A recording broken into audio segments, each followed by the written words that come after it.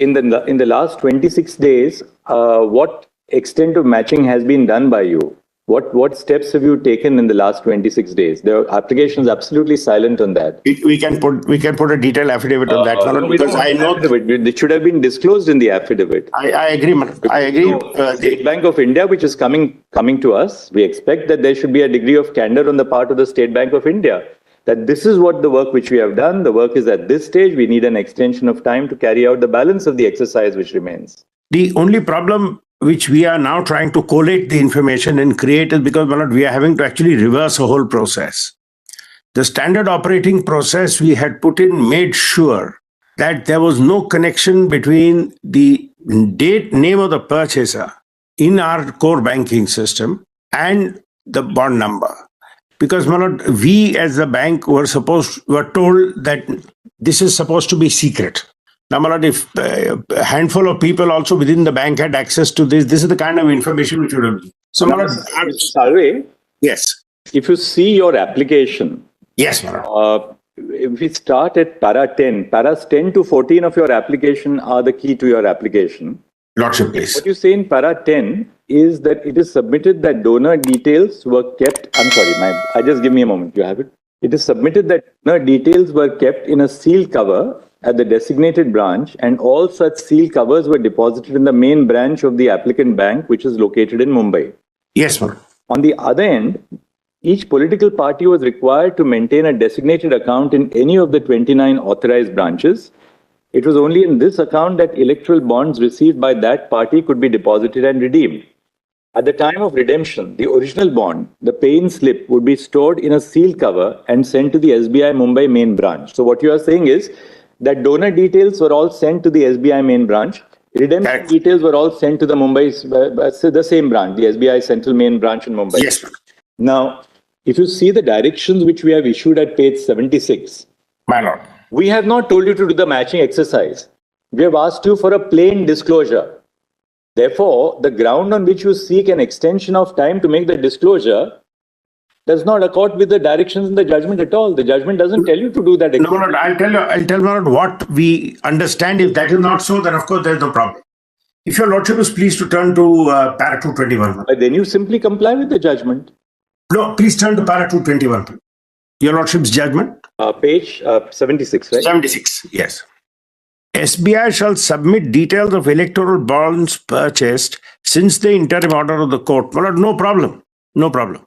The details shall include the date of purchase of each electoral bond, the name of the purchaser of the bond, and the denomination of the electoral bond purchase. Now, my lord, when the purchases were happening, we divided the information.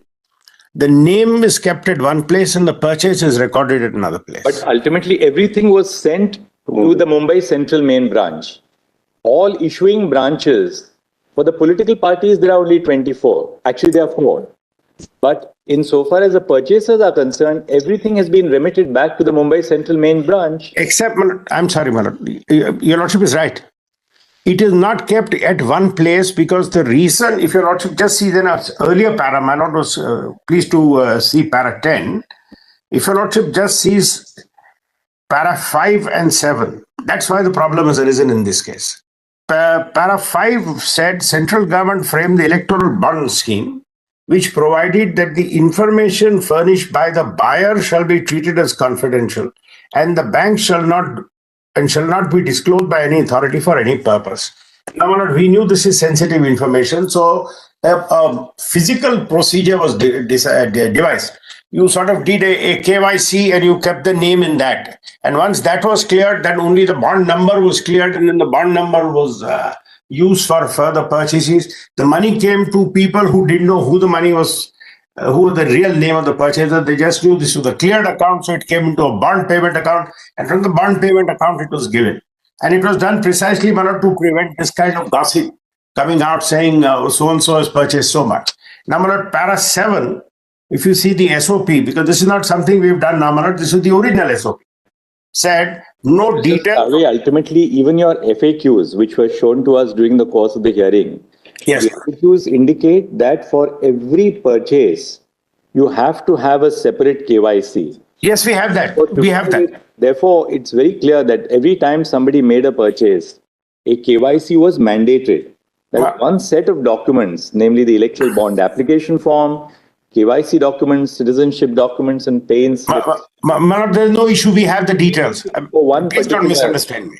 Therefore, you have the details. No, I have the details. I'm sorry. I'm not saying it's not there. 1 minute, Mrs. Salve.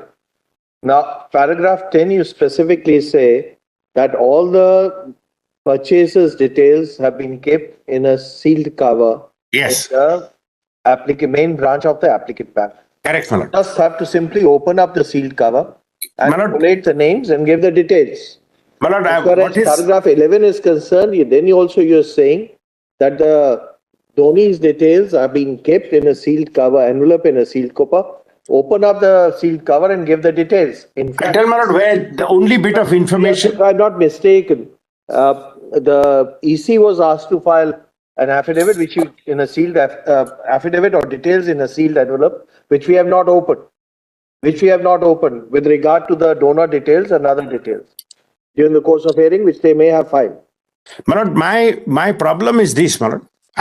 With respect, in fact, just responding to what my lord has said, I have full details of who purchased the bond, but that's put in one silo of information. I have full details of where the money came from, which is in a second silo. And I have a complete detail of which political party tendered how many bonds and who has been paid how much. That's a easy ask. That can be given straight away. The problem is, Manoj, I have to now put the name of the purchaser, which is in the first sealed packet. And these are all physically kept. They were not put into the banking system. Each form will have to be taken out, the name checked, that name now correlated to the payment detail, and the payment detail correlated to the bond, and finally that's where the bond number gets generated, and then we can connect as to which political party who has given that money. Okay, that's not been asked, Mr. Salve. But Manoj, I have to give direction to correlate it with the purchaser and the political party. Manoj, para 76 does suggest that. Would your lordship just see it for a moment, if you know? Don't go by what is suggested. Whatever you wanted to speak, we have spoken in black and white. No, in that, Manoj, your lordships, please see that sentence. I'm not, Manoj, we have no desire at all to try and expand our own job, Manoj. Please see page 76. This by itself is creating difficulties. Manoj, your lordship say the detail shall include date of purchase of a bond, no problem. But the moment I have to give the detail of the name with the bond number, that is taking time because we had deliberately put these in two silos. If your lordships want only the details of who purchased the bonds, we can give that straight away. Mr. Salve, our judgment is dated 15th of February 2024. Yes, ma'am. We are now on the 11th of March. Yes, ma'am. In the last 26 days, what extent of matching has been done by you? What steps have you taken in the last 26 days? The application is absolutely silent on that. We can put a detailed affidavit on that one because I know it should have been disclosed in the affidavit. I agree, man. I agree. State Bank of India, which is coming to us, we expect that there should be a degree of candor on the part of the State Bank of India. That this is what the work which we have done. The work is at this stage. We need an extension of time to carry out the balance of the exercise which remains. But we have sought to explain the problem and the work is going on because each form, it'll have to be form by form. Work is going on to what extent you have reached?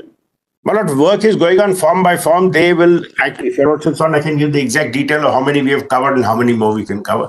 But they did a rough calculation. It will take about 3 months more. Because I'll tell you my other concern. I have another big concern, Manoj. I cannot make a mistake in this. I'll get sued by the donor. I'll get sued by people because I cannot by mistake say A got it when B had it. Highest court of this country. So where is the question of you being sued? I'm sorry, Manoj. Whatever you are doing under the directions of the highest court of. No, Manoj. If I make a mistake, if I say Mr. X got it instead of Mr. Y got it in a hurry to give the numbers, I could create havoc there, Manoj, because ultimately. As we take it, Mr. Salve, you are accepting that there's no difficulty in giving names of the donors who purchased the bonds and the amount they purchased the bonds. You have got no difficulty in giving details of the political parties who have purchased the particular bonds. The only difficulty is matching the purchased bond with that. But 26 days, you must have carried out at least say 10,000 bonds you have been able to collate, 5,000 bonds you have been able to collate? But quite frankly, what I saw, they were struggling with it. They were making charts which we saw were not matching. I'll tell you what has happened. No, I'll tell you candidly what has happened. If I'm not mistaken, it was pointed out to us that the bonds had some number which under some instrument they were able to. Yes. But that number. That all has to be done. That number is not to be found in the application for purchase or in the first set of documents. The problem is that number, when number was generated, that number has been scrambled and put elsewhere, and that number has been kept secret. Number putting that will require tracing it into each transaction. At this stage of the interim order, and I'm saying what happened at that time. The kind of information which your lordship asked was a macro information. So that is no problem. In pursuance of the interim order, Yes. Election Commission of India has filed, details before us. Or whatever they have. In separate silos, if we can use that expression. Yes. The ministry has placed that, in secured custody with us. We'll direct them to open it here right now, because since we were deciding a point of constitutional validity, we didn't consider it necessary either during the course of the hearing or thereafter.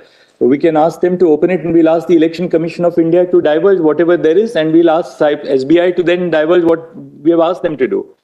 Yes, we'll do it. We'll send it to before us. Your lordship. Mr. Sharma, whatever has been placed by you before us, in compliance with the judgment, we will direct that to be open right now. And your lordship directed us to give it to the ECI. So we'll give it to the ECI, or your lordship want us to file it directly in court? I think better through the ECI. No, Mr. Salve, you comply with the order of the court. To give it to the ECI. Whatever ECI has placed in the court. Already. We will direct that to be open. We'll ask our court to make a copy of it, a digitized copy for the safekeeping of the court.